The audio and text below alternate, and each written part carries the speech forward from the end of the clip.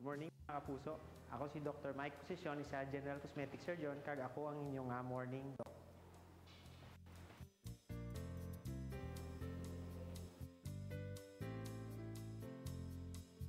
Ang breast augmentation, isa na siya ka procedure nga nagpadako sa aton nga breast, no, o sa Ilonggo nga word ang aton nga titi.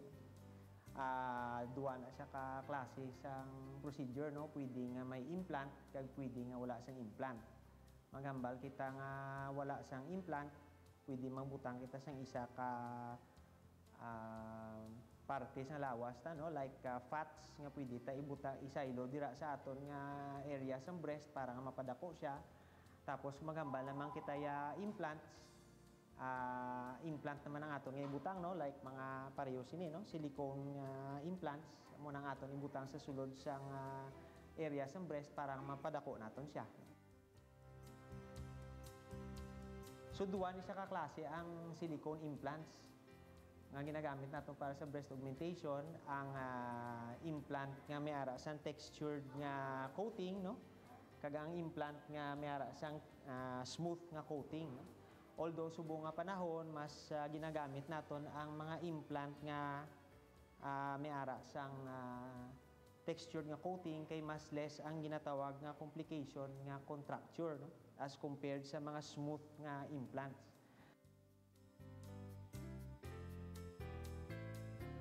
Ang mga hindi qualified siguro magpa-breast augmentation ang mga matawag naton nga hindi siguro ma-clear for operations, no, like ang mga pasyente gid nga let's say may mga masakit, siguro mga pasyente nga mga nagabusong, hindi man siguro na gid man sila pwede butangan sang breast implants at that time nga nagabusong sila, no. And of course some other conditions relating sa mga amuna nga mga problema.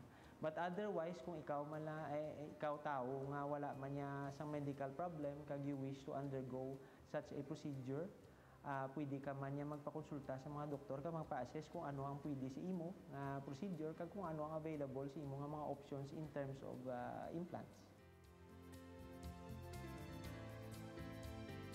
Usually, ang range sang pagpa-breast augmentation kung